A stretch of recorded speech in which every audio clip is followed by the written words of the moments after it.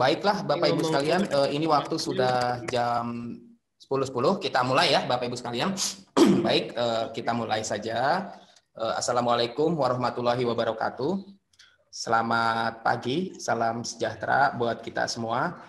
Terima kasih Bapak Ibu sekalian yang kami hormati dan rekan-rekan yang kami banggakan ya. Hari ini kita melanjutkan acara kita 3 Minute Thesis yang sejatinya merupakan adopsi ya.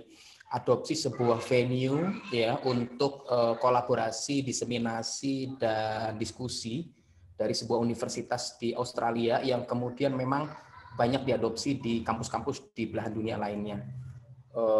Kalau nggak salah dari sisi UGM juga pernah yang ngirim wakilnya itu dari Fakultas Teknik pernah ya ke Queensland University untuk mengikuti lomba 3 Minutes Thesis ini. Nah, mudah-mudahan harapannya ke depan acara ini tetap bisa berlangsung. Nah, Bapak Ibu sekalian, 3 Minute Thesis ini sesuai namanya ya, nanti presentasinya akan 3 menit saja ya, presentasinya 3 menit saja. Yang pertama itu, yang kedua naskah presentasinya cuma 1 slide, 1 halaman slide. Nah, di sini kemudian memang menjadi ajang atau sarana buat kita semua untuk bagaimana kemudian bisa menyampaikan topik riset kita ya secara singkat begitu, namun kemudian bisa disampaikan atau diterima oleh banyak kalangan karena memang sejatinya 3 Minute Thesis ini audiensnya itu bukan spesifik people tapi general ya, orang general. Ya, memang harapannya bagaimana tantangannya presenter itu bisa menyampaikan topik risetnya yang spesifik sebenarnya, tetapi kemudian bisa dijelaskan secara lebih general sehingga banyak kalangan bisa menerima. Yang kemudian di samping bisa meningkatkan diseminasi, diskursus, kemudian juga yang terpenting daripada itu bisa membuka peluang kolaborasi. Jadi memang harapannya dari 3 Minutes Thesis ini kita bisa berkolaborasi di samping tentu diseminasi informasi atau keilmuan. Baik, Bapak Ibu sekalian, hari ini 3 Minutes Thesis acara kita hari ini, presenter kita ini adalah Mas Bayu Rima Aditya STMT. Beliau adalah dosen di Universitas Telkom atau Telkom University, ya nama luarnya begitu. Hari ini Mas Bayu adalah seorang kandidat doktor dari sebuah program doktor di Departemen Teknik Elektro dan Teknologi Informasi Fakultas Teknik UGM. Ya, dan Mas Bayu ini bisa dibilang kuda hitamnya Universitas Telkom, Bapak Ibu sekalian. Ya, kuda hitam dalam hal publikasi. Karena memang Mas Bayu ini luar biasa. 1 tahun itu bisa 12 publikasi ilmiah. Wow, ini keren sekali karena memang semangatnya masih begitu membara. Jadi saya menjulukinya memang Black Stallion. Meskipun Mas Bayu ini putih ya, nggak cocok. Mas Bayu ini putih ya, nggak hitam kayak saya gitu. Nah, topik riset Mas Bayu ini seputar digital transformation in higher education atau transformasi digital di perguruan tinggi lah, kurang lebih terjemahan bebasnya demikian. Khususnya Mas Bayu ini adalah memetakan sebuah tema dari digital transformation terkait dengan barrier ya atau hambatan-hambatan ya, halangan-halangan, HTAG lah ya terkait dengan implementasi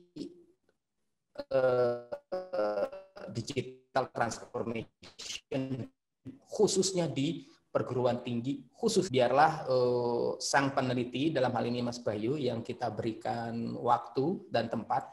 Nah, nanti Bapak Ibu sekalian presentasinya cuma 3 menit, cuma 1 slide. Nah, nanti monggo bagi yang bertanya nggak usah chat-chatan ya, langsung aja open mic, nggak usah khawatir ini bukan salah bukan benar karena memang harapannya kita berdiskusi dan mudah-mudahan berkolaborasi. Nah, terkait kolaborasi ini Mas Bayu memang open ya, sangat terbuka untuk kolaborasi. Beliau sudah berkolaborasi dengan banyak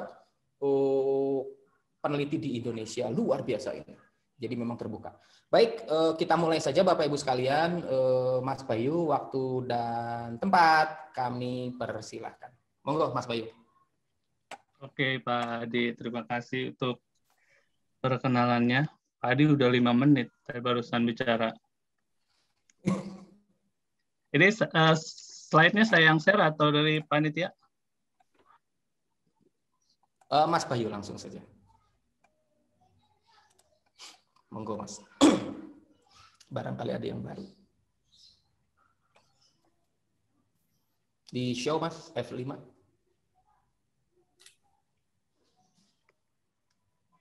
Ya, sip. Monggo Mas Bayu. Timekeeper-nya udah siap, 3 menit. Mohon diingatkan.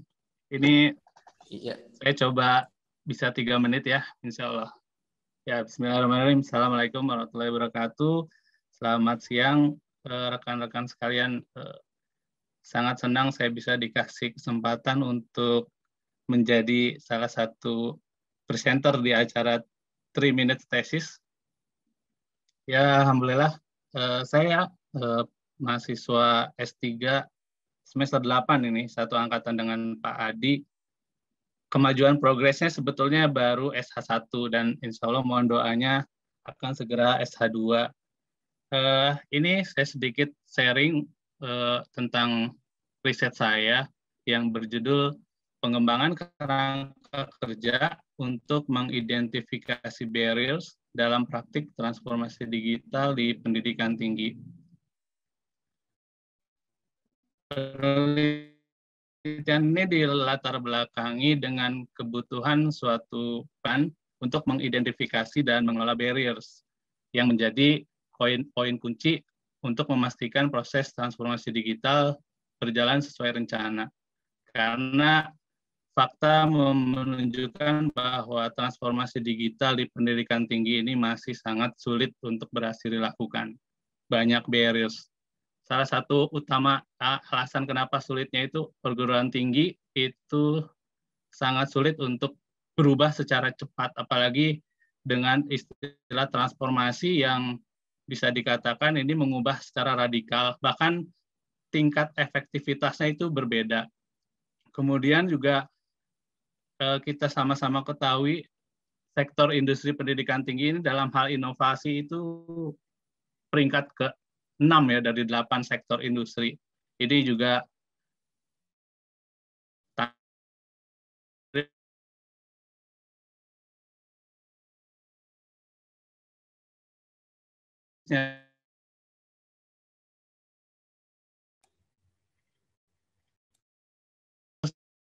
ya, sedangkan kepemimpinan transformasi digital, bagaimana cara untuk mengidentifikasi digital di pendidikan tinggi. Nah, untuk menjawab pertanyaan ini, maka penelitian disertasi saya itu mencoba mengembangkan kerangka kerja yang sistematis, dan memprioritaskan barriers dalam transformasi digital di pendidikan tinggi. Nah, proses pengembangannya itu saya pakai pendekatan design science research. Ini yang dikembangkan oleh Pevers et al. 2007. Ini pendekatan yang paling populer, terutama di bidang sistem informasi, behavior sosial, dan lain-lain. Dan ini metode ini udah disitasi, yang terupdate itu udah sebanyak 6.771 citasi. Ini luar biasa. Kalau di bidang penelitian ini udah kelas berat. Makanya saya tidak ragu untuk menggunakan ini karena kebetulan si desain tadi, kemudian dia menentukan solusi berupa artefak. Artefak di sini dalam penelitian saya berupa kerangka kerja. Ada beberapa tahap penting, tapi saya menyederhanakannya menjadi 3. Jadi yang pertama itu proses identifikasi masalah dan penentuan solusi. Tadi saya di awal sudah ceritakan kebutuhan akan pendekatan untuk mengidentifikasi barriers yang akan membantu pembuat keputusan dalam merumuskan strategi yang tepat pastinya. Tujuannya untuk meminimalisir kegagalan tadi alias meningkatkan peluang keberhasilan. Dan hasil analisis menunjukkan bahwa ada 4 requirement kalau kita akan mengidentifikasi barriers. Ini yang pertama itu barriers harus didasarkan dari 2 fase utama dalam proses transformasi digital di pendidikan tinggi. 2 fase ini yaitu Yang pertama itu transformasi si layanan pendidikannya, administrasinya, dan yang kedua transformasi si programnya itu sendiri. Jadi para peneliti itu sudah mengarahkan bahwa transformasi digital di pendidikan tinggi itu ada dua. Yang pertama dia transformasi layanannya, services atau proses bisnisnya, dan yang kedua transformasi program pendidikannya sendiri. Itu yang dikatakan transformasi digital. Caranya bisa paralel barengan dua-duanya atau satu-satu dulu. Yang transformasi layanannya dulu, baru transformasi proses bisnis atau kebaliknya, atau berbarengan. Itu persyaratan pertama. Yang persyaratan perilaku organisasi di dalam hal ini kontekstual aspek yang terkait dengan tugas, keorganisasian, kebijakan, dan lain-lain. Kemudian sosial aspek yang terkait dengan perilaku individunya. Kemudian teknologi aspek atau technical aspek. Dan yang terakhir terkait dengan cultural aspek. Ini requirement kedua. Kemudian requirement ketiga adalah hubungan struktural antar barriers tidak dapat disamakan untuk semua konteks. Jadi konteks transformasi digital di pendidikan tinggi itu bukan satu, tapi bervariasi. Dan ini menjadi nanti barriers konteks A dengan konteks B dan konteks yang lainnya.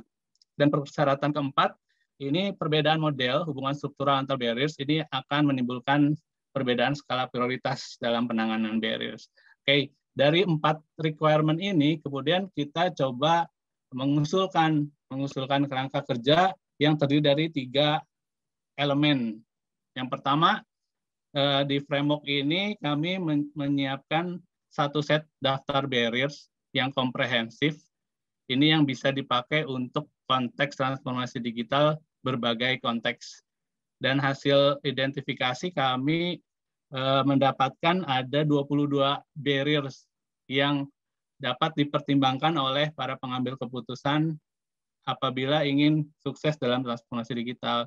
Meliputi ada 10 barriers yang terkait kontekstual, ada 3 barriers terkait sosial, dan ada 4 barrier terkait technical barrier, dan 5 barrier terkait cultural barrier.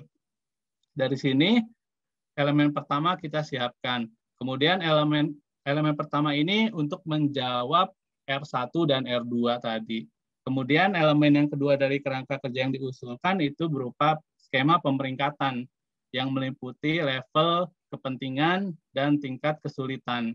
Nah, si level kepentingan ini kita mengacu kepada konsep interrelationship antar barriers, di mana setiap barriers itu akan punya kekuatan mempengaruhi dan akan punya kekuatan untuk dipengaruhi. Maka kami usulkan skemanya untuk tingkat kepentingan terbagi menjadi 4. Very high.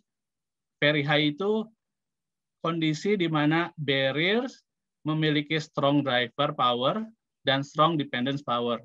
Kemudian high ini berisi barriers yang memiliki strong driver power, tapi weak dependence power. Kemudian ada moderate dan ada low. Untuk difficulty to fix, kita bagi menjadi 4 kriteria. Yang pertama, no action, tidak dibutuhkan usaha tertentu. Kemudian easy, moderate, dan yang terakhir difficult. Dari skema pemeringkatan ini, kemudian ini diusahakan untuk menjawab research question 3 tadi, requirement 3. Dan yang terakhir, elemen ketiga dari framework yang diusulkan adalah matrix prioritas. Nah, ini untuk menjawab R4 tadi. Di sini kita membuat matriks sederhana 4x4, di mana masing-masing kolom memiliki skor. Misalnya ada skor 8, itu berarti dia si barriers itu punya tingkat kepentingan very high dan tingkat kesulitannya difficult. Kemudian ada skor 7, 6, 5, 4, 3, 2. Di sini kita akan bisa melihat di mana titik intervensi yang harus ditentukan oleh pembuat keputusan. untuk skor 7 dan 8 ini kita masuk ke dalam prioritas tingkat pertama, 5 dan 4 kedua, 4 dan 3, dan seterusnya itu prioritas ke selanjutnya. Dan yang terakhir setelah kita usulkan kerangka kerja, kita lakukan demonstrasi dan evaluasi. Pada tahap ini kita fokus ke dua hal. Yang pertama kita validasi teori driven-nya. Kita mengundang expert untuk menilai secara kualitatif dan kuantitatif. Kualitatifnya berupa pertanyaan, komentar, masukan secara terbuka, dan kuantitatifnya diminta untuk menilai bagaimana tingkat pemahaman dari si framework, relevansinya, dan importance-nya. Ini kita lakukan terhadap 10 expert. Kita pakai metode wawancara. Kemudian untuk usefulness-nya, evaluasi dilakukan dengan menggunakan studi kasus. Studi kasus yang kita gunakan adalah untuk konteks transformasi program studi di Indonesia. Jadi kita fokus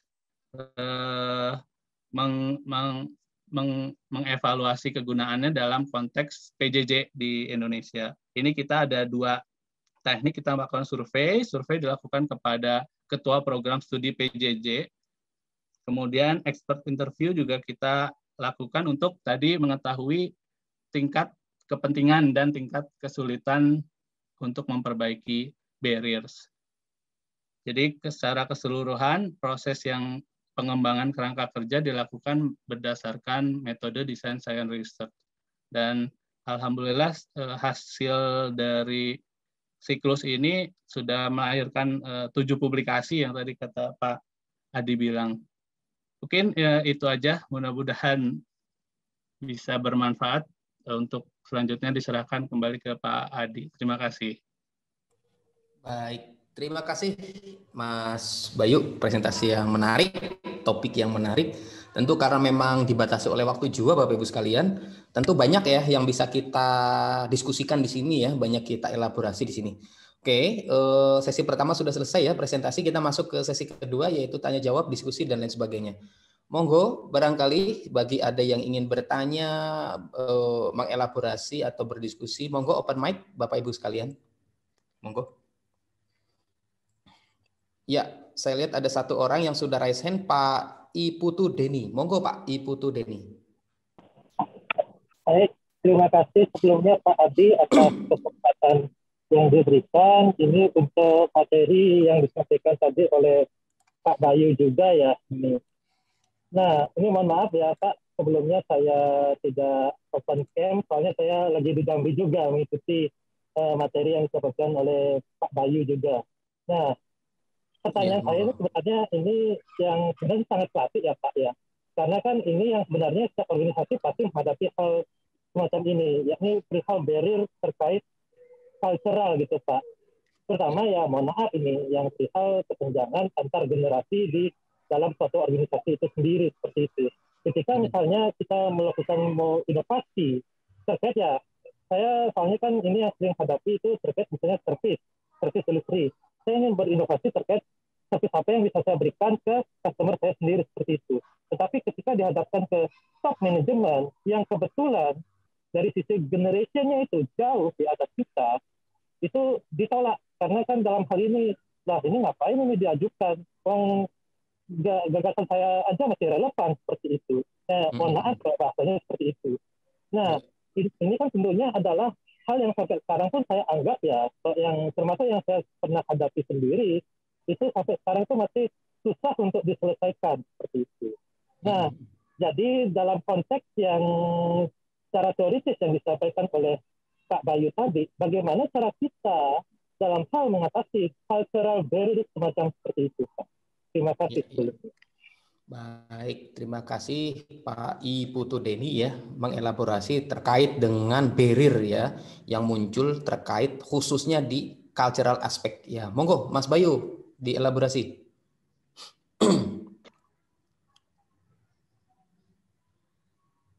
Mas Bayu masih. Oke ya, terima kasih Pak Putu. Halo? Ya, monggo lanjut. Ya, halo. Iya, halo, lanjut Ya, Mas. jadi memang salah satu knowledge yang saya dapatkan dari riset yang saya sudah lakukan itu memang yang poin pertama itu di salah satu paper itu saya mengangkat isu tentang interrelationship antar barriers.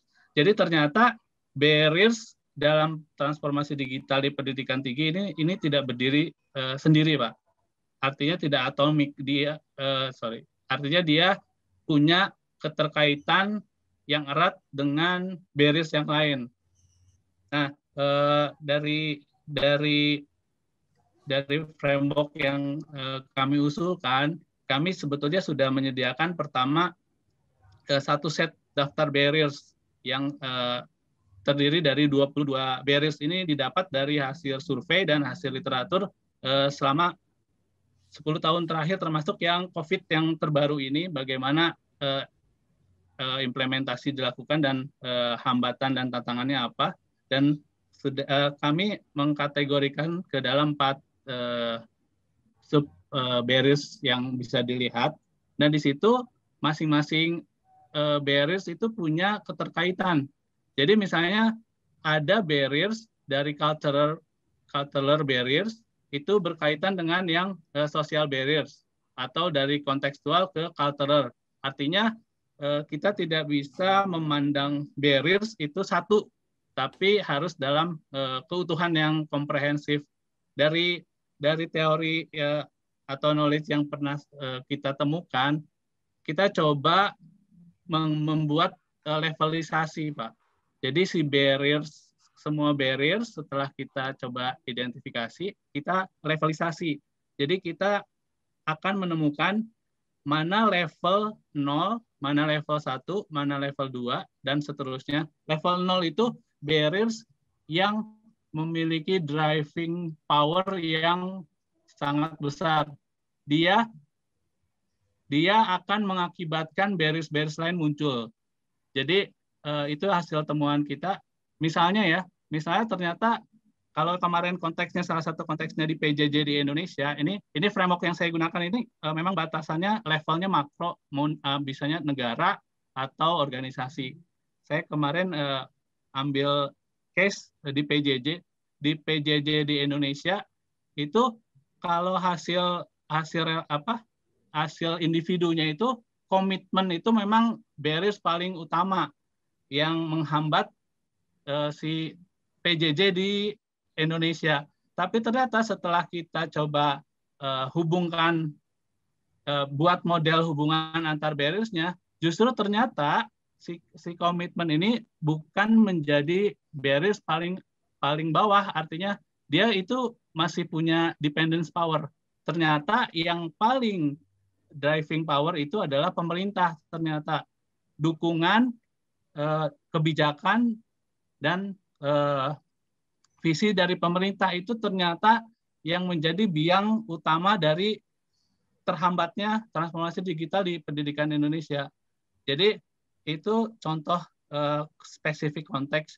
Ketika kita sudah memotret whole besar, nanti kita bisa lihat mana barriers yang akan menghasilkan barriers lain, mana barriers yang dipengaruhi barriers lain, sehingga nanti pembuat kebijakan akan bisa ringan untuk pekerjaannya, fokus ke barriers yang punya pengaruh besar.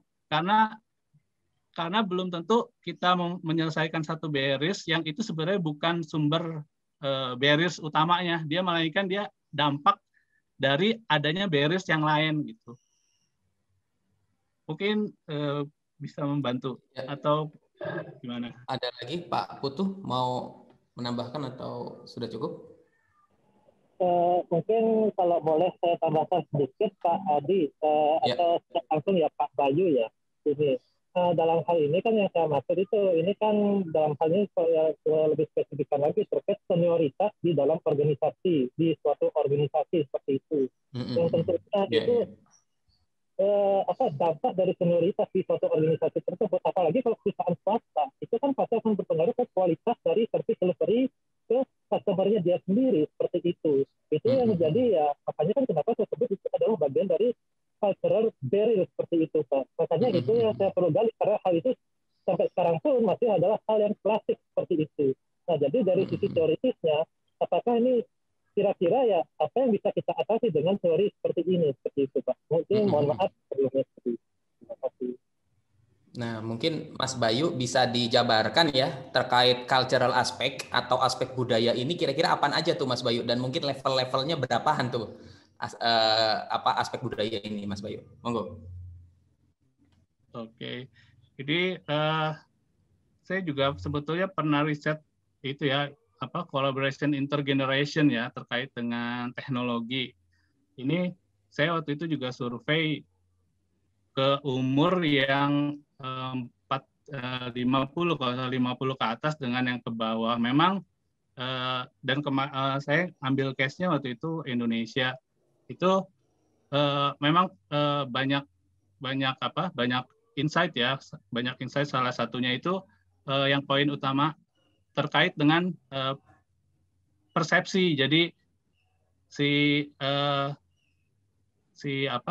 orang tua itu punya persepsi yang berbeda dengan si anak muda. Sebetulnya walaupun ini di luar konteks riset saya ya,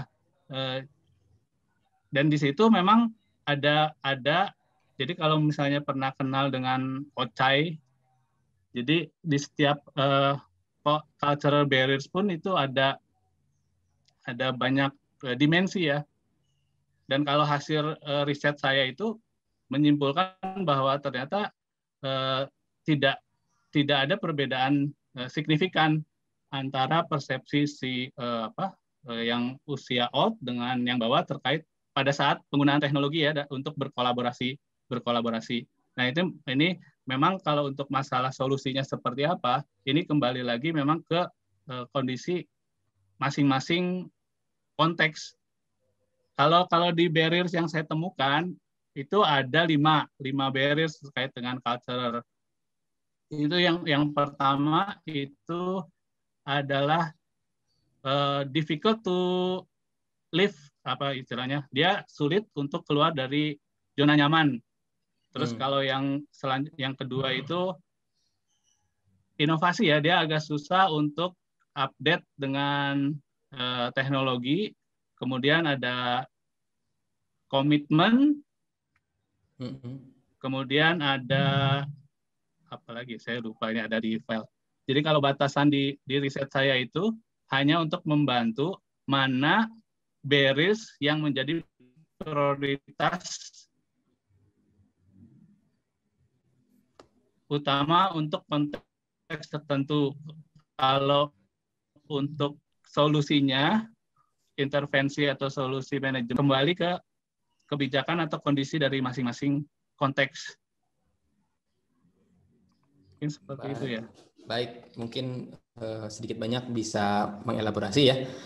Ada lagi Bapak Ibu yang mau berdiskusi, monggo raise hand atau langsung open mic, monggo.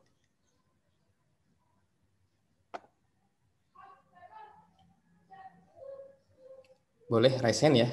Iya, Bu Wasilah sudah raise hand dari IIB Dharma Jaya. Monggo Bu Wasilah. Halo, Assalamualaikum. Waalaikumsalam. Monggo Bu. Selamat ya Mas Bayu. Alhamdulillah. Keren banget sih hasilnya. Keren Mas. Alhamdulillah Mas. Ikut bangga aku. Mas, ini aku mau tanya. Kan Halo, ini ada berapa barriers ya? Ada 4 jenis ya organisasi, kontekstual, kemudian. Nah di antara 4 ini, kalau dari hasil penelitian itu yang paling tinggi sangat mempengaruhi itu yang mana ya Mas? Oh iya, oke. So ini saya nggak nyiapin ininya ya hasil. Oke, jadi terima kasih Bu Wasila, ini jauh-jauh dari Lampung nih. Bu dokter ini ya. Kangen loh. Terus saya ditanya sama Bu dokter. Alhamdulillah. Iya Bu. Ini saya kemarin ambil studi kasus di Indonesia. Atau saya boleh sebentar buka draft ini ya, proposal ya, biar bisa saya tunjukkan ini ya. Bentar ya. Monggo Mas Bayu. Siap Mas.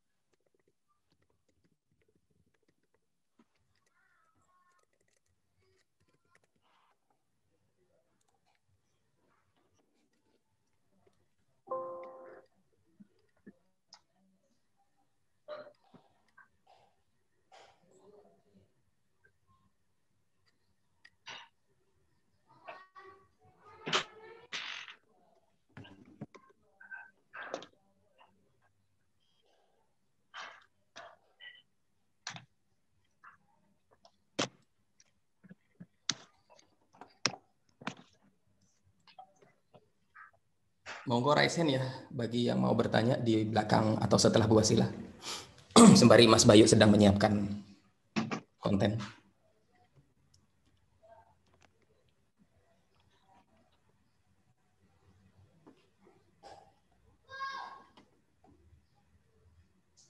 Alhamdulillah ya Mas Bayu udah sampai sini ya, udah hampir Ya, Bu. keren banget loh.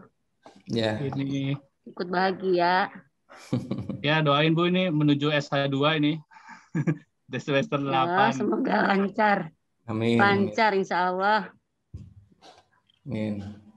Kan S3 kan sabarnya ada 3, 4, 5, 7. Oh, Sabar, gitu. sabar kan Mas? Oh, iya. Iya, 3 kali ya. Sabar.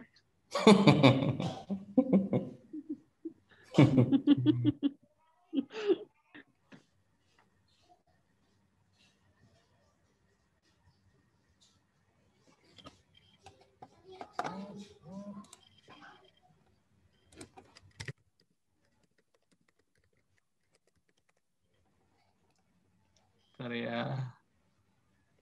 Monggo. Lambat puter-puternya. Buka file.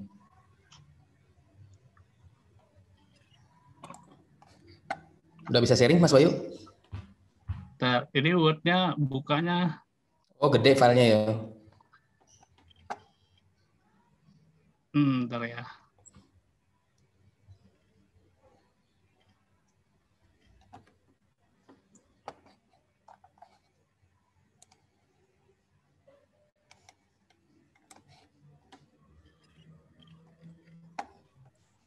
Pak Iswandi meskipun di power ya, kan ada transformasi juga ya, transformator ya. Mungkin ada hubungannya, wajib nanya ini Pak Iswandi. Siap. Ya, sama-sama ada trafonya ya. Saya tuh bukan power ya, saya tuh syarat telekomunikasi. Oh iya. Tapi kalau pertanyaan saya banyak sih ya. Siap. Ada 10 pertanyaan Ini lagi. Saya mau coba tunjukkan dulu bagaimana barriers itu membentuk model hubungan dulu ya. Monggo, Mas Bayu di sharing, monggo. Nah,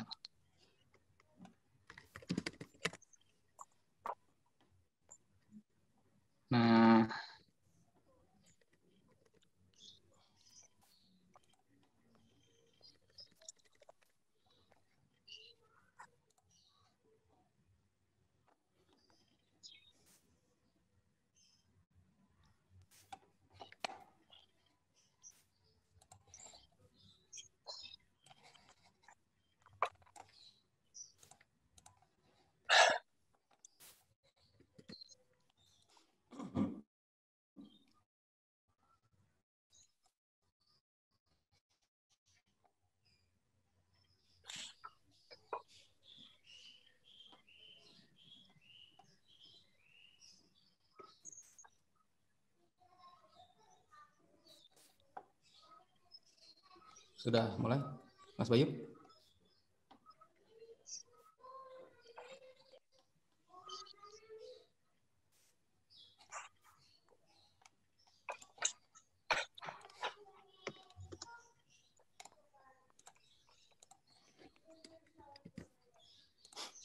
malah Zoom-nya not responding. Oh ya udah, suara aja Mas, dibacain aja, nggak apa-apa.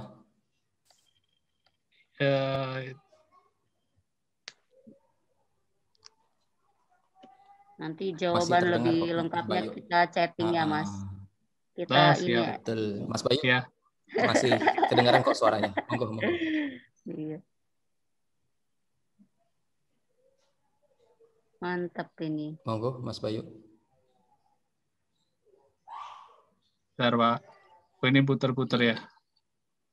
Dibacain aja nggak apa-apa. Ya, jadi untuk waduh, betul ini. Zoom-nya not responding.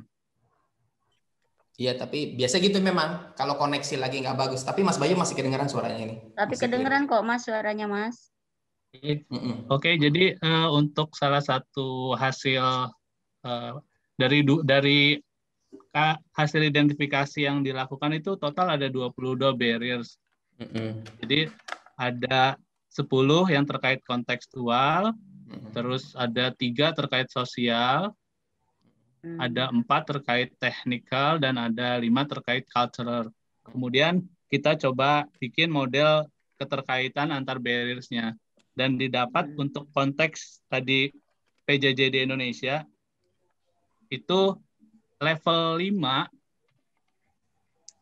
ya, yang berarti dia level barriers yang paling rendah ya. Yang paling dia mempunyai driving power yang paling tinggi. Dia penyebab ke 20 paling tinggi ya. Ya, dia menyebab munculnya barriers yang lain. Dan itu adalah lack government vision plan and policy.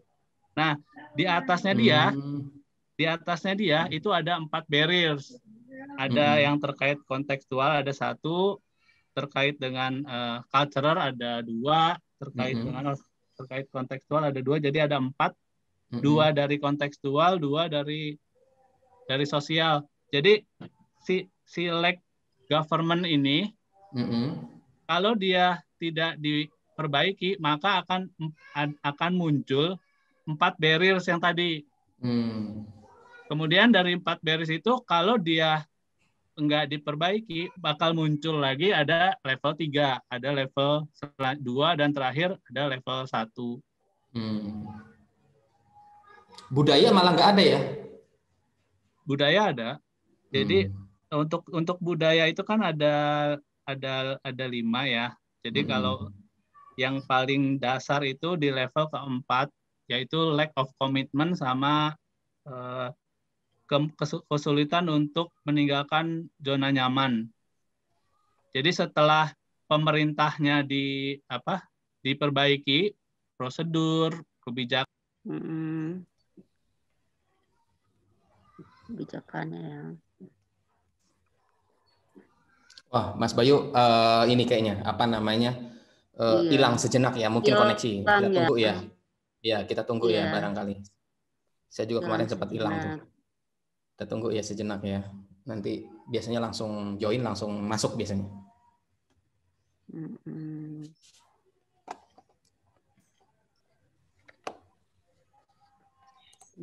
Ya, kita tunggu ya. Join.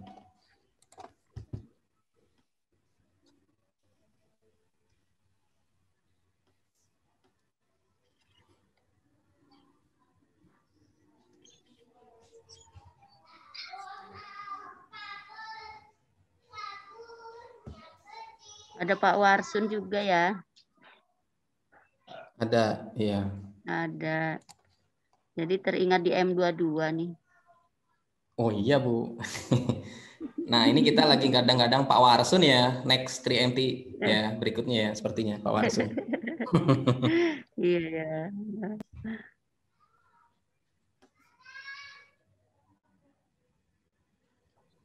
Ya. Kita tunggu sebentar ya. Saya tanya dulu nih.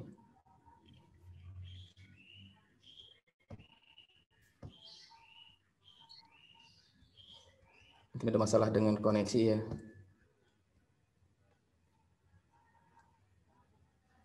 Kalau di kampusnya Bu Wasila sendiri gimana Bu untuk transformasi digitalnya, kira-kira ada di tahapan mana? Apa ya? Ya, tahapan kayaknya sih kalau kebijakan sih mendukung ya. Cuma kayaknya di ini ya, mungkin apa ya, infrastruktur ya sejenisnya itu barangkali yang kadang. Oh, technical aspek berarti ya kalau dari frameworknya Mas Bayu ya. Oh iya, teknikal berarti ya. Teknikal berarti. Oh, berarti secara ya itu masih tarik menarik lah itu ya. Kebijakan malah dukung ya pimpinan ya. Ya, pinginnya ini, tapi barangkali ya mungkin apa ya, kadangan dukungan dari infrastruktur yang barangkali masih kadang-kadang masih perlu dibenahi. Oke. Ya itu kan di sana banyak Ya kalau tokoh-tokohnya ya. kultur, Ada Pak Handoyo, ada Pak ya Teddy. iya tuh Pak Handoyo, Pak Teddy tuh, iya. Ininya itu apa namanya, elemen-elemen kunci itu. Iya. Kalau apa kultur sih kayaknya ya lumayan ini sih, lumayan bersemangat, lumayan bagus. Oh ya, malah dukung ya, support ya, nggak jadi barrier ya. Iya. Ya lumayan bagus sih kalau kultur. Mungkin dia karena kampus ini ya, apa karena IT ya Mas ya, jadi Ya. lebih ini kali ya. Ada perbedaan sih memang ya antara kampus yang berbasis IT terus dengan yang ini, barangkali ada perlu ada penyorotan yang berbeda kayaknya sih. Masalah Ya, kultur. lagi join, Mas Bayunya lagi join. Iya, Mas Bayu lagi join. Oh, berarti secara kebijakan udah oke ya pimpinan ya, tinggal Iya. di tahap implementasi atau apa ya. Iya, Mas. Ini barriernya koneksi internet kayaknya ini. Iya, ini ya benar Iya. ya, Pak ya. Ini jadi teknikal ya, Mas Adi ya. Ya, teknikal aspek tadi tuh. Ini lagi join nih, Mas Bayunya lagi join. OTW katanya, OTW join. Sembari Pak Iswandi mungkin mempersiapkan daftar pertanyaannya. Nah, udah masuk nih. Nah, ini Mas Bayu udah join. Monggo Mas Bayu.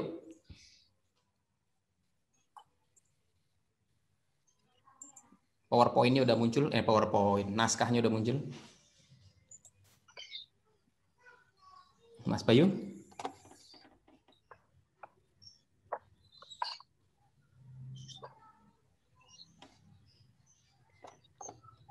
Udah muncul nih, screen-nya Mas Bayu udah muncul. Ya, Pak Iswandi udah muncul kan ya, screen-nya Mas Bayu ya di layar saya. Pak Iswandi Iya, gimana? udah muncul kok, Mas. Udah muncul. Oke, sip. Tinggal Mas Bayu mungkin masih mute ya, Mas Bayunya. Hai.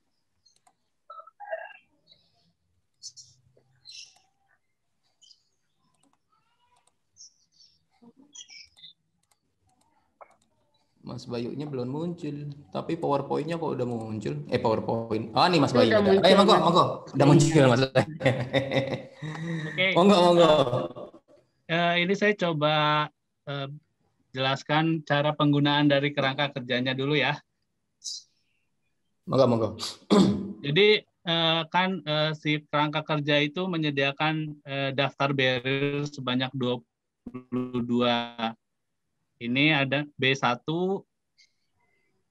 lack clarity of vision. Ini B1 sampai dengan B10 itu masuk ke dalam cultural barriers. Oh, culture ya. B1 tuh culture ya. Ya. Sorry. Contextual barrier, organizational, sorry. Ada 10. Oh, konteks. Kemudian konteks. Oke. Ya, konteks. Kemudian ada 3. Sorry.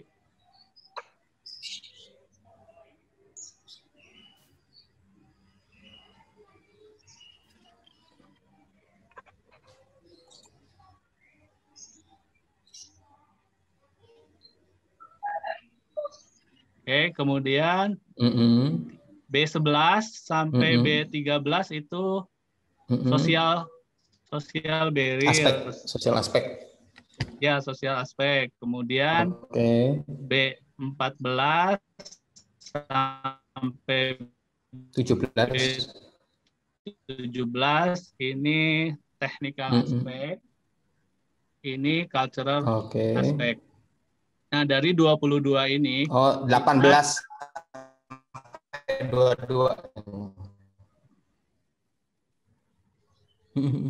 Ya, dari 22 barriers ini. Halo?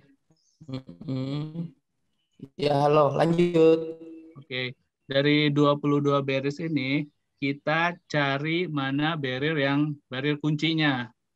Jadi cari hasilnya yang nilai skornya itu lebih dari 3,41. Nah, kemudian didapat setelah hasil seleksi key barriers-nya ada 11. Ya, ada 11. Ini udah ada campur nih, ada yang kontekstual, ada yang cultural, ada yang teknikal, ada yang sosial. Ini untuk konteks PJJ di Indonesia. Kemudian dari sini, dari si 11 key barriers ini, kita bisa dapat berapa kekuatan driving-nya, berapa kekuatan dependence dari masing-masing barrier. Driving power itu artinya seberapa besar si barriers itu mempengaruhi kemunculan barriers lainnya. Kalau dependence power itu kekuatan si barrier itu dipengaruhi oleh barriers yang lain. Kemudian kita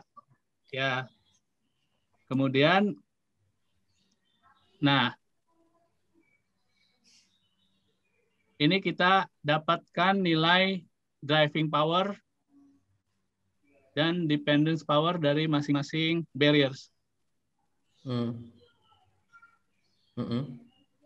Oke.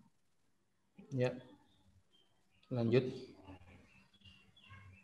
Nah, didapatlah untuk kategori low itu B06, untuk moderate B15, high B09, very high B02, 3, 4, 5, 7, 18. Banyak ya, very high banyak. Ternyata untuk, iya betul, tingkat kepentingannya untuk konteks PJJ di Indonesia ini yang very high ada 8. Dia ini punya kekuatan mempengaruhinya kuat dan dipengaruhinya kuat. Ini di tengah-tengah nih dia beradanya tuh. Dia tuh saling mempengaruhi. Jadi ini yang jadi fokus utama si pembuat kebijakan. Kalau ini berdasarkan tingkat kepentingannya ya. Kemudian kita dapetin juga seberapa besar upaya yang untuk memperbaiki si barriers ini. Menghandle ya. Untuk menghandlenya. Ternyata hasilnya untuk 10 barriers itu moderat dan 1 barriers ini yang tingkat kesulitannya dianggap paling susah. B22 itu apa, Mas? B22. Nah, komitmen ini. Dari tadi dua skema kriteria, tingkat kepentingan dan kesulitan, kemudian kita bisa petakan menjadi sebuah matriks priority. Dan bentuknya seperti ini. Nah, ini hasil akhir dari identifikasi barriers. Jadi dari sini si pembuat kebijakan bisa tahu di mana titik intervensi yang harus dia prioritaskan. Yang pasti kita bisa lihat bahwa ternyata PR-nya banyak dan PR-nya itu lumayan besar untuk PJJ di Indonesia. Ini ada 1, 2, 3, 4, 5, 6, 7, 8. 8 barriers yang dia masuk kategori prioritas pertama. Karena dia memiliki tingkat kepentingannya very high dan difficult, atau dia very high moderate, atau dia difficult tapi high. Jadi ini prioritas pertama, kemudian ini bisa jadi prioritas kedua, dan seterusnya. Ya. Paling itu gambaran dari propose framework yang saya usulkan di penelitian disertasi ini. Baik, Mas.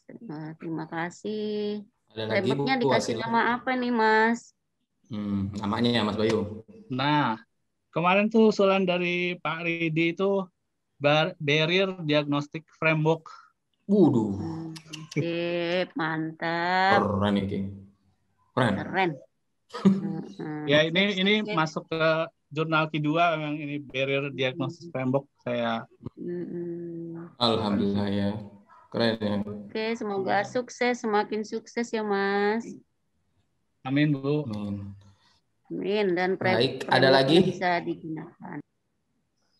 Baik, sip. Monggo, ada lagi Bapak Ibu, Bu Wasilah, terima kasih ya elaborasinya. Monggo di belakang Bu Asila. Mas Adi. Mas Bayu masih siap untuk berdiskusi? Enggak, kalau nggak ada tak tanya saya. Wah, monggo. 10 ya. Oke, ya. Monggo Pak Is. Ya, makasih atas presentasinya, sangat menarik dan itu sangat sering akhir ini ya, tentang transformasi digital.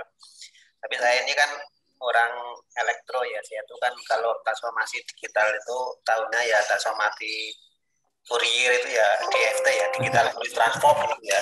Iya, benar. Jadi kalau saya kan tahunya itu, jadinya kalau di digital transform itu kan jelas ya, dari asalnya itu dari time domain dia diubah, end goal-nya adalah di frekuensi domain. Nah, kemudian ada barrier-nya, misalkan tentang jumlah datanya berapa, sampelnya berapa, kemudian ada penjelasannya kalau dengan barrier tapi bentuknya apa, misalnya dengan barrier dan sebagainya. Nah, yang saya tanyakan adalah yang pertama, ini sebenarnya kalau di tadi kan sudah diterangkan bahwa transformasi digital itu ada dua hal ya. Yang pertama adalah tentang pelayanan, yang ketiga adalah sistem pendidikannya. Nah, yang ingin saya tanyakan sebenarnya itu malah karena saya orang awam ya, jadi saya tanyanya sebenarnya end goal-nya itu seperti apa sih sebenarnya kalau di dalam transformasi digital itu, apakah akan mengubah seluruhnya menjadi digital, dan kalau pelayanan yang semuanya jadi digital semuanya, atau jadi nggak ada lagi kantor, nggak ada lagi akademik gitu, apakah ataukah gimana sebenarnya end goal-nya itu? Kalau di sistem pendidikannya apakah semuanya jadi online semua, tidak ada yang di kelas dan sebagainya, itu saya nggak tahu. Nah, makanya kira-kira end goal-nya itu sebenarnya seperti apa? Karena nanti misalnya yang namanya barrier itu kan nanti didefinisikan misalkan pada goal itu ya. Jadinya kalau tidak menghalangi menuju ke goal-nya kan tidak cukup dengan barrier. Itu yang pertama. Yang kedua adalah ini mungkin pertanyaan yang akan banyak didengar ya. Jadi karena ini kan kalau saya sekilas tuh melihat itu lebih banyak ke social science ya, ke sosum gitu ya. Bagaimana di masalah-masalahnya itu. Nah, kalau dilihat dari sisi engineering-nya itu kira-kira apa gitu? Apakah nanti ada solusi engineering-nya untuk masalah-masalah itu atau bagaimana? Oh, hanya tahu saja.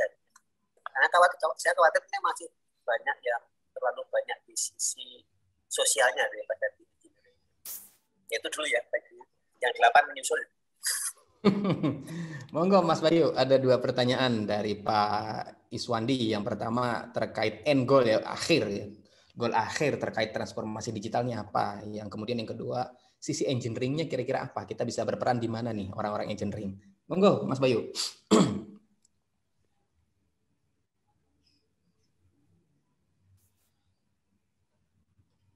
Mas Bayu.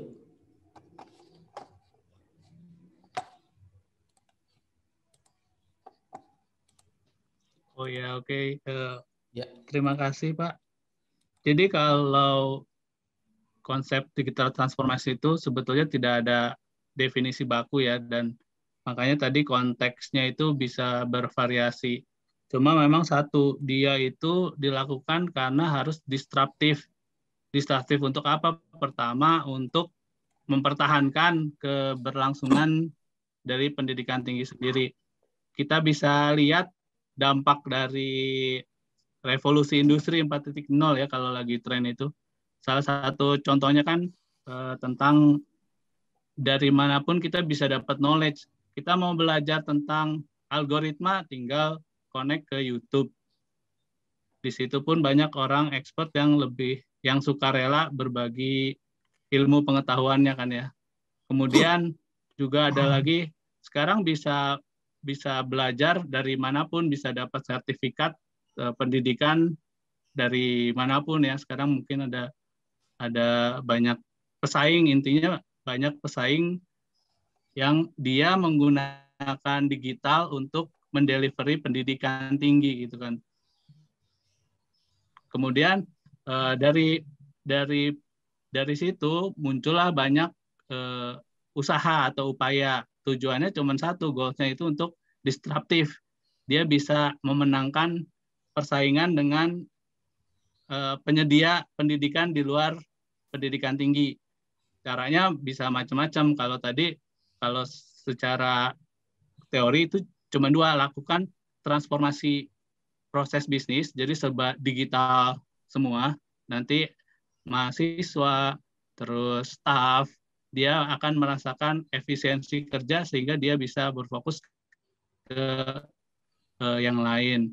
Dan yang kedua, dia lakukan transformasi digital ke programnya itu sendiri, di mana sekarang mungkin pada saat COVID ini sudah mulai terasa, oh ternyata kita bisa bikin program pendidikan jarak jauh atau remote learning atau konsep-konsep yang kita sendiri belum kebayang sebetulnya. Nah, di situ tujuan utamanya yang terpenting ke sustainability keberadaan dari pendidikan, karena disadari atau tidak sekarang mahasiswa pun atau calon mahasiswa itu sudah dengan mudah, apalagi dengan adanya globalisasi, dia bisa dapat ilmu pendidikan dari manapun. Tuh, kalau untuk yang pertanyaan kedua, engineering-nya di mana? Kalau tarik dari state of the art-nya, saya ngambilnya dari sustainability goals ya, dari itu. Kemudian turun ke quality education, ke quality education. Kemudian baru masuk saya di adoption teknologi. Jadi kontribusi saya kalau dalam hal engineering itu masuk ke adopsi teknologinya. Memang ini topiknya topik lebih ke sistem informasi yang memang tidak terlalu engineering banget, tapi kita ada aspek engineeringnya di mana ada technical issue sebetulnya. Dan ini bisa jadi penelitian lebih lanjut terkait dengan technical issue tadi. Ada teknologi isu ya, ada 4 yang salah satu jadi challenge di transformasi digital perguruan tinggi. Wallahualam, mungkin itu Pak Iswandi nih. Oh ya, saya masih kalau yang tadi ya, yang goal-nya tadi itu, yaitu cuma bayangin aja gitu. Ya. Apakah nanti itu, maksudnya ketika didukung-dukungkan tentang transformasi digital itu nanti saya itu harus semuanya saya online kan? Apakah saya itu harus bisa dua-duanya? Saya bisa analog, bisa digital. Nah, sebenarnya transformasi digital itu apakah nanti harus menghilangkan analognya kemudian membuat digital semua serta online seperti itu? Apakah itu memang harus dua-duanya ada? Apakah di analognya ada, di digitalnya ada? Ya, jadi ada trennya sebetulnya. Pertama kan digitizing ya. Kalau digitizing itu dia dia mengubah semua dokumen jadi online ya, jadi kayak PDF, kayak misalnya Excel.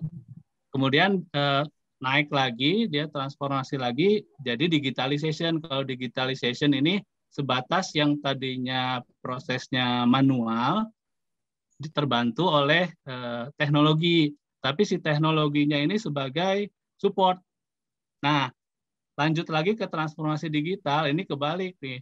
Si teknologinya itu jadi core, jadi utama bisnis si perguruan tingginya. Jadi tahapannya seperti itu. Kalau terkait dengan apakah digital semua, kalau namanya transformasi digital itu memang perubahannya radikal.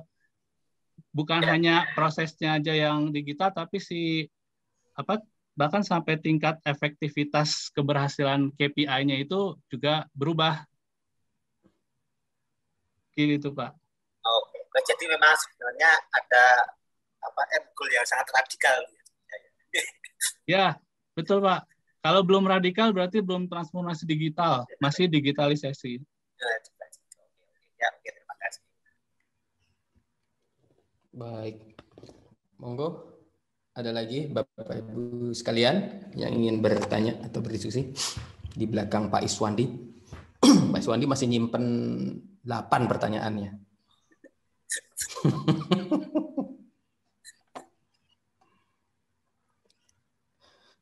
Sembari nunggu yang lain ya, nih saya mau nanya sedikit lah ya.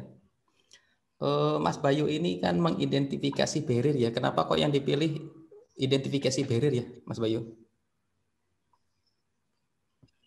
Oke, ya. Jadi gini Pak Adi, jadi awal latar belakangnya itu kan sebetulnya kebutuhan untuk melakukan transformasi digital nih, karena ada dorongan dari revolusi industri 4.0 yang mengakibatkan sekarang tuh bisnis jadi aneh-aneh, dia harus jadinya institusi pendidikan disruptif ya. Terus juga sekarang ada COVID-19, itu mendorong juga untuk melakukan transformasi digital. Tapi ternyata inisiasi transformasi digital di sektor bisnis yang lain pun, yang non-pendidikan itu hasil survei yang tahun 2020 itu 80% tuh gagal. Itu perusahaan umum. Nah, gimana untuk pendidikan tinggi yang tadi saya ceritain di awal? Pertama, sangat istilahnya alergi dengan perubahan. Ini real based on literatur. Terus yang kedua, tingkat inovasinya rendah. Dan yang ketiga, kelangkaan kepemimpinan dalam perguruan tinggi. Wah, ini gimana? Terus hasil dari literatur yang ada sampai pada kesimpulan bahwa memang transformasi digital di pendidikan tinggi ini masih sulit berhasil dilakukan. Artinya si pembuat keputusan itu harus jeli, harus punya kesadaran terkait atau pemahaman terkait dengan barriers. Kenapa? Karena si barriers ini akan berkaitan dengan strategi, ketepatan strategi yang dirumuskan. Jadi kalau sekarang kebijakan atau kebijakan strategi yang dibuat saat ini itu belum mengcapture si barriers, artinya si barriers, perspektif barriers ini tidak terakomodasi. Akhirnya strategi yang dibikin ya sekedar strategi 10. Ini bahkan di kasus di lapangan aja di salah satu kampus yang udah top gitu ya, udah 20 tahun pakai e-learning, bahkan sudah ada departemen center khusus e-learningnya pun sampai sekarang belum maju-maju. Jadi ini salah satu cara lain untuk merumuskan strategi yang tepat. Walaupun sebetulnya ada cara lain. Cara lainnya itu kita lihat enabler atau panduan standar-standar yang ada. Oh, kita harus bikin visi, harus bikin ini, bikin itu. Akhirnya itu kan membutuhkan upaya, uang, tenaga yang besar dan belum tentu efektif untuk meningkatkan peluang keberhasilannya. Makanya ngambilnya identifikasi barriers.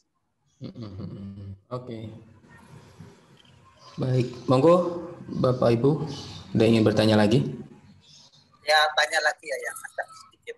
Jadi kalau saya kan ada ini bukan bayangan pribadi aja. Kalau dengan transformasi digital itu nanti salah satu efeknya adalah nanti ketergantungan.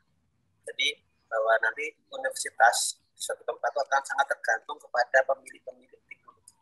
Dan seperti sekarang aja kita sangat tergantung pada Google, kita sangat tergantung di pakai Teams, kita sangat tergantung kepada Microsoft yang Teams. Kita juga ada yang lain lah banyak. Jadi, kalau mungkin dari Pak Bayu yang meriset tentang hal ini, kira-kira apakah ada upaya yang kita atau mungkin bayangan saja bagaimana agar universitas dimanapun tidak kemudian menjadi punya ketergantungan yang tinggi terhadap para pemilik teknologi global. Itu aja banyak.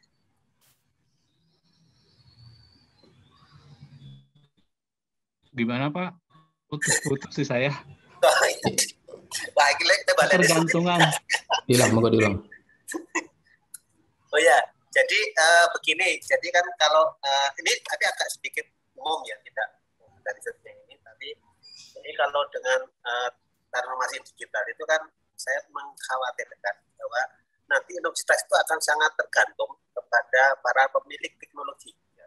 Orang yang memiliki teknologi seperti sekarang ini kita pakai seperti Google, kemudian kalau kita pakai Microsoft Teams, ya kita sangat tergantung pada Microsoft Teams. Ya. Nah, kira-kira untuk mengantisipasi hal tersebut, apakah ada sesuatu yang bisa diupayakan? Betul. Monggo Mas Bayu. Jangan sampai terjadi ketergantungan ya. Ya. Ini pertanyaannya bisa jadi satu disertasi nih. Ya, namanya kan ini diskusi bebas jadinya ya. Betul. Monggo. Ya, ini saya juga mungkin susah untuk menjawabnya ya, karena saya pun juga masih bergantung kepada teknologi dan memang akhirnya udah nggak bisa lagi jauh dari teknologi ya. Bahkan tugas pun kalau nggak pakai laptop, nggak pakai internet, nggak pakai handphone, WA, itu nggak bisa kerja.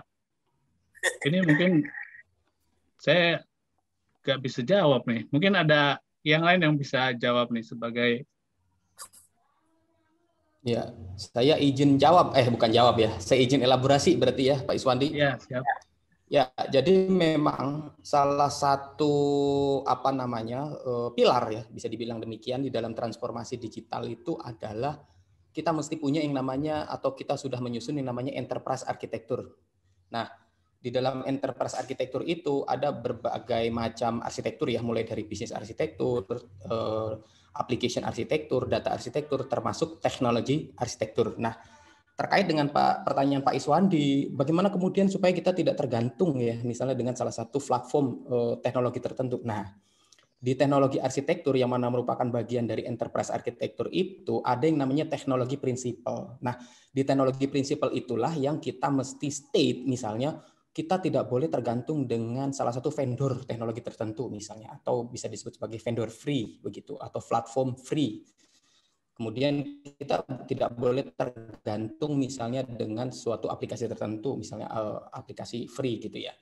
Nah, di enterprise arsitektur itulah kita rumuskan semuanya sehingga menjadi guidance. Karena salah satu hukum di dalam software engineering adalah arsitektur wins over technology. Jadi teknologi itu mesti tunduk terhadap arsitektur yang kita bikin, yang tak lain tak bukan adalah enterprise arsitektur. Jadi untuk menghindari supaya kita tidak terjadi ketergantungan teknologi tadi, maka sebelum kita menyusun yang namanya transformasi digital ini, mesti ada yang namanya enterprise arsitektur yang menjadi guidance, yang menjadi pedoman di dalam pengembangan berbagai macam proses bisnis yang ada di dalam suatu organisasi tertentu. Mungkin itu, Pak Iswandi. Monggo. Ya, ini kan tidak perlu dijawab suatu apa-apa, Pak.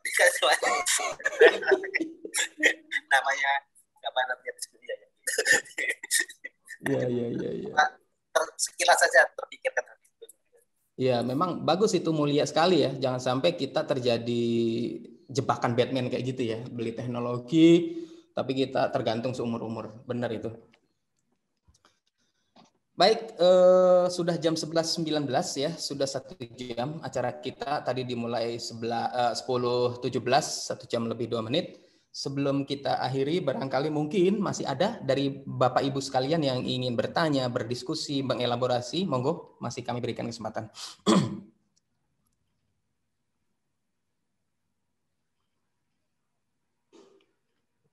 Ya, sepertinya sudah menangkap ya, Bapak Ibu sekalian yang sudah ada di grup ini. Mungkin kita cukupkan sekian hari ini ya.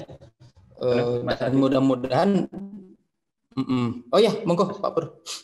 Sebelum diakhiri, saya kepikiran begini, kalau misalnya diizinkan gitu ya, yang terekam di Zoom ini kan ada 2, pekan kemarin sama sekarang. Apakah dimungkinkan dan juga diizinkan misalnya dipotong sesi presentasi dan tanya jawabnya gitu, kemudian jadi konten di perpustakaan Fakultas Teknik gitu. Ini singkatnya sebenarnya saya minta izin kalau misalnya dimungkinkan. Monggo Pak, nggak masalah Pak. Monggo Pak. Kami senang sekali. Mas Bayu mungkin ya Pak, diizinkan Mas juga Bayu ya, gimana? Oke ya.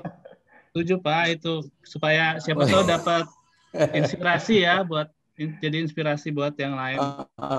Tapi posisi risetnya yang dipresentasikan di sini itu riset-riset yang belum dilaksanakan, belum dipublikasikan atau gimana Mas Adi biasanya?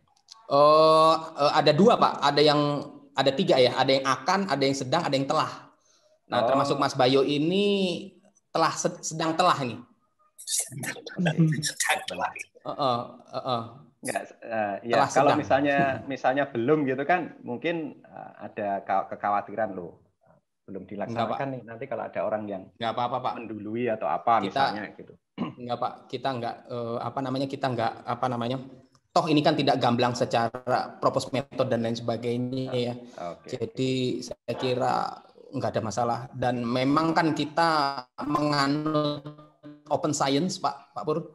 Kita menganut open sciences, makanya 3MT ini merupakan bagian daripada open science itu. Sehingga kalau kemudian beberapa hal di open, kita enggak ada masalah. Kita memang dalam rangka menyebarluaskan. Berarti saya minta izin untuk yang hari ini dan yang sebelumnya, Bu Sinten ya. Hadir nggak ya di kemarin? Ya. Nggak hadir Bu, ya? Masih ada nggak ya? Bu Triana. Ya, hadir Pak. Oh, ada. Bu, minta izin boleh nggak Bu ini Bu?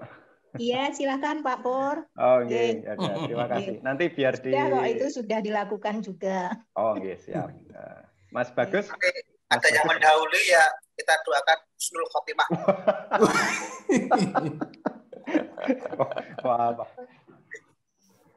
Terima kasih. Mas Bagus ada di sini ya. Nanti saya minta tolong Mas Bagus ini. Ada dari awal tadi Mas Bagus. Oke, lanjut Mas Adi. Terima kasih sekali. Baik, ya terima kasih Pak Pur ya, mewakili Perpustakaan Fakultas Teknik UGM yang memang mensupport ya acara ini. Terima kasih sekali lagi. Sebelum acara kita tutup, monggo Mas Bayu, apa sambutan terakhir? Sambutan terakhir ya sebagai penutup, monggo Mas Bayu. Oh ya, ini kesannya aja ya ikut 3-minute challenge. Jujur baru dikonfirm hari Minggu sore dari Pak Adi. Jadi ini betul-betul pengalaman pertama, tapi saya sangat mendukung untuk acara seperti ini, apalagi sesama pejuang doktoral ya khususnya, atau ini sangat bermanfaat untuk ajang kita mendapatkan insight dari rekan yang lain. Apalagi ini terbuka untuk satu fakultas atau umum ya? Umum Mas. Umum, karena itu insya Allah kita semakin menebar manfaat yang lebih banyak lagi. Mohon maaf untuk segala kekurangannya. Untuk presenter selanjutnya, saya kasih saran untuk selain persiapan satu slide, siapkan juga slide-slide lampiran. Jadi tadi itu saya nggak kepikiran. Iya, siap. Karena kan dimintanya satu slide, jadi fokus ke satu slide, ternyata butuh lampiran-lampiran. Jadi nggak usah buka-buka file lagi ya. Itu mohon maaf. Iya, benar. Itu aja. Terima kasih Pak Saya Adi juga dan nggak antisipasi. Baik, terima kasih Mas Bayu atas waktunya ya dan ilmunya. Mudah-mudahan bermanfaat buat kita semua. Mudah-mudahan studinya juga lancar dan studi kita semua juga diberikan kelancaran. Amin. Terakhir Bapak Ibu sekalian, acara ini insya Allah bisa kita rutinkan, dan untuk acara berikutnya ya minggu besok Selasa depan tanggal 30 Maret ini udah ada satu presenter, merupakan, kalau beliau ini sudah PhD ya, sudah lulus, baru aja lulus dari Queensland University of Technology, yang akan menampilkan topik riset yang dibawakan waktu S3 dulu. Jadi mudah-mudahan teman-teman semua bisa hadir di pertemuan Selasa depan berikutnya. Demikian, sekali lagi terima kasih kepada Mas Bayu, terima kasih kepada Pak Purwoko dan Perpustakaan Fakultas Teknik, terima kasih kepada Bapak Ibu sekalian ya yang sudah meluangkan waktu membersamai kita di sini di acara Terima manakala ada kekurangan, dan sekali lagi terima kasih. Acara kami tutup. Demikian, wabillahi taufiq. Terima kasih Bapak Ibu.